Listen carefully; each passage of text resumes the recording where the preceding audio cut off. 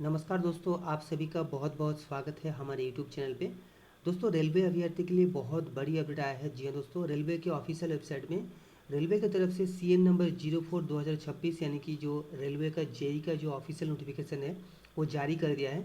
जैसे कि आप सभी को पता है, कुछ दिन पहले मैंने RRB जेई का जो इंडिकेटिव नोटिफिकेशन आया था, जो आपकी एम्प्लॉयमेंट न्यूज़पेपर में आया था, उसके बारे में मैंने आपको बताया था। और आज जो है RRB के ऑफिशियल वेबसाइट में ऑफिशियल नोटिफिकेशन जारी कर दिया है RRB जेई DMS का। तो इस वीडियो में हम आपको पूरा डिटेल से बताएंगे जो भी यहाँ पे अपडेट आया है आरआरबी के ऑफिशियल वेबसाइट में। सो वीडियो में आगे बढ़ने से पहले आपसे रिक्वेस्ट है, अभी तक आपने हमारे चैनल को सब्सक्राइब नहीं किया है तो चैनल को सब्सक्राइब कर लीजिए, साथ ही साथ बेल नोटिफिकेशन को भी ऑन कर लीजिए कि मैं जैसे ही नया वीडियो अपलोड करूँगा उसका नोटिफिकेशन आपको तुरंत मिल जाएगा। साथ ही साथ दोस्तों, मैं डिस्क्रिप्शन पर हमारे टेलीग्राम चैनल की लिंक दे दिया हूँ, वहाँ से जाकर आप टेलीग्राम चैनल ज्वाइन कर लीजिए। टेलीग्राम चैनल पे RRबी रिलेटेड कोई भी अपडेट आता है सबसे पहले आपको टेलीग्राम चैनल पे अपडेट मिल जाएगा। दोस्तों चलिए वीडियो में आगे बढ़ते हैं। जैसे कि आप देख सकते हैं, मैं अभी RRबी गुवाहाटी के ऑफिशियल वेबसाइट में हूँ।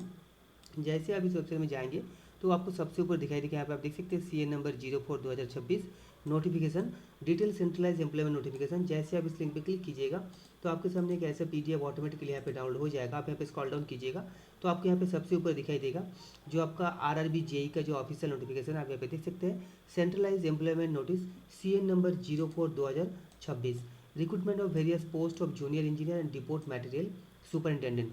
यहाँ पे date of indicative notice in employment news यहाँ पे 25/7/2026 को जारी किया गया था। ऑनलाइन जो एप्लीकेशन स्टार्ट हो रहा है वो आपका 14 अगस्त यानी कि आज से जो है शुरू हो गया है। लास्ट डेट जो रखा गया यहाँ पे आपका 13 सितंबर रात को 11:59 तक जो है आप इसका फॉर्म फिलअप कर सकते हो। Last date for application of fee payment वो आपका 15 सितंबर 2026 को रखा गया है। यहाँ पे अगर आप मॉडिफाई करना चाहते हो तो उसके लिए आपका 16 से लेकर 25 सितंबर रखा गया है। बट यहाँ पे एक चीज़ आपको याद रखना है कि आप जब क्रिएट अकाउंट करेंगे वहाँ पे जो भी आपका इंफॉर्मेशन आप पुट करेंगे वहाँ पे उसको आपको जो है चेंजेस नहीं कर पाएंगे, ठीक है। उसके बाद dates during which eligible scribe candidate must provide their scribe details in the application portal. जो स्क्राइब कैंडिडेट है उसके लिए आपका 26 सितंबर से लेकर 30 सितंबर आपका जो है डेट यहाँ पे रखा गया है। नेक्स्ट अगर हम बात करें यहाँ पे आपका जो पे लेवल है, आपका जो जूनियर इंजीनियर का वो पे लेवल 6 है। आपका इनिशियल पेमेंट जो हो जाएगा 5,400 पे लेवल। यहाँ पे मेडिकल स्टैंडर्ड्स एनेक्चर एक आप चेक कर सकते हैं। 18 से लेकर 30 साल आपका एज लिमिट रखा गया है। टोटल वैकेंसी 3,993 वैकेंसी है, ठीक है। अब यहाँ पे देख सकते हैं आपको जो भी इंपॉर्टेंट इन्फॉर्मेशन दी गई है उसके लिए आप जो है स्क्रॉल डाउन कीजिएगा तो एक एक करके सभी इन्फॉर्मेशन आपको मिल जाएगा।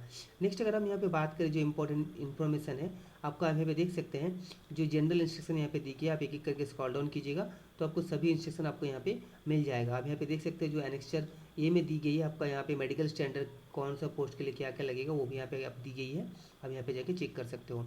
यहाँ पे अगर हम बात करें आपका जो एज लिमिट है, आप यहाँ पे देख सकते हैं एज आपका जो नेशनलिटी यहाँ पे आपका सिटीजन ऑफ इंडिया और सिटीजन ऑफ नेपाल और सिटीजन सब्जेक्ट टू भूटान यहाँ पे बताया गया है। एज लिमिट अगर हम बात करें तो 1/1/2027 के हिसाब से आपका एज जो है यहाँ पे काउंट किया जाएगा। यहाँ पे 18 से लेकर 33 साल का एज रखा गया है। यूआर की अगर हम बात करें जो आपका एज है आपका काउंट किया जाएगा वो आपका यहाँ पे 2 जनवरी 1994 से बाद अगर आपका डेट ऑफ बर्थ है तभी आप फॉर्म का अप्लाई कर सकते हैं। OBC एनसीएल के लिए 2 जनवरी 1991 और SC/ST के लिए 2 जनवरी 1989, ठीक है। यहाँ पे फॉर ऑल कम्युनिटीज़ और कैटेगरीज यहाँ पे 1/1/2009 के हिसाब से lower age limit age on 1/1/2027 not born after 1/1/2009 यहाँ पे बताया गया है, ठीक है। नेक्स्ट अगर हम बात करें यहाँ पे SC/ST कैंडिडेट के लिए 5 साल की, OBC कैंडिडेट के लिए 3 साल की एज में यहाँ पे छूट मिल जाएगा। उसके बाद जो भी यहाँ पे आपका जो भी कास्ट है उसके हिसाब से यहाँ पे आप चेक कर सकते हैं, आपको जो है उसी हिसाब से जो भी गवर्नमेंट का रूल है उस हिसाब से आपको एज में यहाँ पे छूट मिल जाएगा, ठीक है। नेक्स्ट अगर हम बात करें यहाँ पे आपका जो एप्लीकेशन फ़ी है, एप्लीकेशन फ़ी की अगर हम बात करें यहाँ पे 500 रुपये आपको देना पड़ेगा जनरल कैंडिडेट के लिए।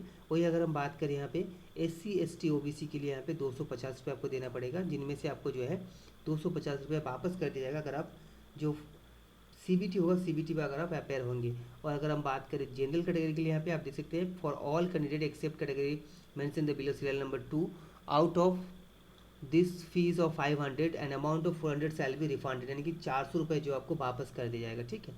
नेक्स्ट अगर हम बात करें यहाँ पे अगर आप स्क्रॉल डाउन कीजिएगा, नेक्स्ट इंपॉर्टेंट आपको जो यहाँ पे दी गई है, यहाँ पे पेमेंट के बारे में आपको बता दिया मैंने। नेक्स्ट अगर हम बात करें यहाँ पे जो आपका एग्ज़ाम होगा उसका जो सिलेबस है उसके बारे में भी यहाँ पे दी गई है। आप यहाँ पे स्क्रॉल डाउन कीजिएगा तो आपको नीचे दिखाई देगा, यहाँ पे आपका जो भी मेडिकल स्टैंडर्ड वगैरह है वो भी यहाँ पे दी गई है, आप नीचे चेक कर सकते हैं। यहाँ पे आप देख सकते हैं जो आपका एग्ज़ाम होगा CBT 1 एग्ज़ाम। यहाँ पे CBT 1 एग्ज़ाम में आप देख सकते हैं टोटल यहाँ पे 100 मार्क्स का क्वेश्चन रहेगा। टाइम आपको 90 मिनट दिया जाएगा। टोटल नंबर ऑफ क्वेश्चन 100 रहेगा। यहाँ पे अगर हम बात करें मैथ 30 क्वेश्चन, ठीक है। General intelligence reasoning 25 question, general awareness 15 question और जनरल साइंस का 30 क्वेश्चन, ठीक है। तो यहाँ पे मार्क्स जो है आपका मैथमेटिक्स का 30 क्वेश्चन 30 मार्क्स, जनरल इंटेलिजेंस और रीजनिंग का 25 question 25 marks, general awareness 15 question 15 marks और जनरल साइंस का 30 question 30 marks. Total 100 question 100 marks और आपको जो है 90 मिनट यहाँ पे आपको टाइमिंग मिलेगा। उसके साथ साथ यहाँ पे नेगेटिव मार्किंग है। अगर आप 3 क्वेश्चन गलत करेंगे तो आपका 1 मार्क्स जो है डिडक्ट हो जाएगा। यहाँ पे आप देख सकते हैं यहाँ पे minimum percentage of marks eligible in various category. यहाँ पे यूआर के लिए 40%, EWS के लिए 40%, OBC के लिए 30%, SC के लिए 30%, ST के लिए 25%। मिनिमम आपको जो है पासिंग मार्क्स यहाँ पे दी गई है, ठीक है। यहाँ पे उसके बाद सेकंड स्टेज होगा। आप यहाँ पे देख सकते हैं short listing of candidate for second stage CBT exam shall be based on the normalized marks obtained by them in the first stage CBT. Total number of candidates to be shortlisted on second stage shall be 15 times the community-wise total vacancy और post notified against the RRB as per the merit on first stage CBT। यानी कि आपका जितना भी vacancy है उसका 15 times जो है बुलाया जाएगा as per post wise CBT 2 में, ठीक है। यहाँ पे 120 मिनट का टाइम दिया जाएगा, 160 मिनट फॉर दिया जाएगा for the candidate of scribe candidate के लिए, ठीक है। यहाँ पे नंबर ऑफ क्वेश्चन 150 क्वेश्चन रहेगा। यहाँ पे आपको दी गई है, आप चेक कर सकते हैं। जनरल नॉलेज का 15 क्वेश्चन 15 मार्क्स CBT 2 में, फिजिक्स केमिस्ट्री का 15 question 15 marks, basics computer application के 10 question 10 marks, basics of environment and pollution control के 10 क्वेश्चन 10 मार्क्स और टेक्निकल एबिलिटी के लिए 100 question 100 marks. Total 150 question 150 marks. Total number of time आपको दिया जाएगा 120 मिनट, ठीक है। यहाँ पे भी आपका नेगेटिव मार्किंग है। यहाँ पे आपका 3 क्वेश्चन गलत होगा तो 1 मार्क आपका जो है डिडक्ट हो जाएगा, ठीक है। आप देख सकते हैं for each wrong answer 1/3 marks of the allotted for each question, ठीक है, डिडक्ट किया जाएगा। आप देख सकते हैं यहाँ पे भी आपका जो है मिनिमम क्वालिफाइंग मार्क्स यहाँ पे दी गई है। यूआर के लिए 40%, EWS के लिए 40%, OBC के लिए 30%, SC के लिए 30%, ST के लिए 25%।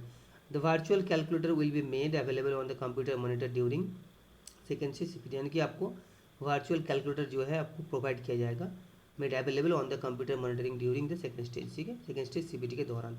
यहाँ पे आप देख सकते हैं डिसिप्लिन मैपिंग टेबल जो है यहाँ पे दी गई है। आप यहाँ पे चेक कर सकते हैं आपका जो भी स्ट्रीम से आप है इंजीनियरिंग डिपार्टमेंट से, उस यहाँ से जाकर आप जो है चेक कर सकते हैं। उसके बाद नॉर्मलाइज मार्क्स कैसे नॉर्मलाइज किया जाएगा उसके बारे में यहाँ पे फॉर्मूला दी गई है, आप यहाँ पे चेक कर सकते हैं, ठीक है। यहाँ पे कैसे फॉर्म को अप्लाई करना है पूरा स्टेप बाय स्टेप डिटेल्स दी गई है। इस स्टेप बाय स्टेप फॉलो करके आप जो है फॉर्म को अप्लाई कर सकते हो, ठीक है। नेक्स्ट यहाँ पे बात करें अगर हम जो भी मेन इन्फॉर्मेशन था मैंने आपको बता दिया हूँ, ठीक है। यहाँ पे आप देख सकते हैं जो आपका वैकेंसी यहाँ पे जो आपका पोस्ट पैरामीटर के हिसाब से आपका जो भी मेडिकल स्टैंडर्ड मांगा गया है वो यहाँ पे दी गई है, ठीक है। उसके साथ साथ यहाँ पे क्वालिफिकेशन, ठीक है, आपका जो मिनिमम मेडिकल क्वालिफिकेशन मांगा गया कौन सा पोस्ट के लिए कौन सा क्वालिफिकेशन मांगा गया यहाँ पे देख सकते हैं। इन सभी पोस्ट के लिए यहाँ पे 3 इयर्स डिप्लोमा इन मैकेनिकल इलेक्ट्रिकल और इलेक्ट्रॉनिक्स इंजीनियरिंग और a combination of any of subject stream or basic stream of mechanical electrical electronics engineering from a recognized university और इंस्टीट्यूट। नेक्स्ट अगर हम बात करें यहाँ पे जो अलग इंजीनियरिंग डिपार्टमेंट है जैसे कि junior engineer, research civil junior engineer, bridge junior engineer, civil junior engineer, civil design drawing and estimation, उसके लिए भी यहाँ पे 3 years diploma in civil engineering और BSc इन सिविल इंजीनियरिंग और 3 इयर्स ड्यूरेशन और a combination of any sub stream of basic stream of civil engineering form a recognise university, ठीक है। मिनिमम मेडिकल क्वालिफिकेशन यहाँ पे बताया गया। जिन पोस्ट के लिए आप अप्लाई करेंगे उन पोस्ट के लिए राइट हैंड साइड में आपको जो यहाँ पे मिनिमम मेडिकल क्वालिफिकेशन उसके साथ साथ जो आपका डिसेबिलिटी बेंचमार्क क्या होना चाहिए वो भी यहाँ पे दी गई है। आप मेडिकल स्टैंडर्ड आप यहाँ पे जाके चेक कर सकते हैं, ठीक है। उसके बाद अगर हम बात करें यहाँ पे वैकेंसी टेबल, कौन सा पोस्ट के लिए कितना वैकेंसी है, कौन सा जोन में है, यहाँ पे RRB अहमदाबाद सबसे पहले, उसके बाद अजमेर, हर एक RRB वाइज यहाँ पे वैकेंसी टेबल दी गई है। आप यहाँ पे जाके चेक कर सकते हो, ठीक है। फिर भी अगर आपके मन में कोई भी डाउट या क्वेश्चन रहता है तो आप मुझे कमेंट पे पूछ सकते हो, मैं आपको कमेंट पे जरूर रिप्लाई करूँगा। साथ ही साथ वीडियो अच्छी लगे वीडियो को लाइक और शेयर जरूर कर दीजिएगा और अगर आप पहली बार चैनल पे विजिट कर रहे हो तो चैनल को सब्सक्राइब करके बेल नोटिफिकेशन को भी ऑन कर लीजिए ऐसे ही RRB रिलेटेड पल पल के अपडेट सबसे पहले देखने के लिए।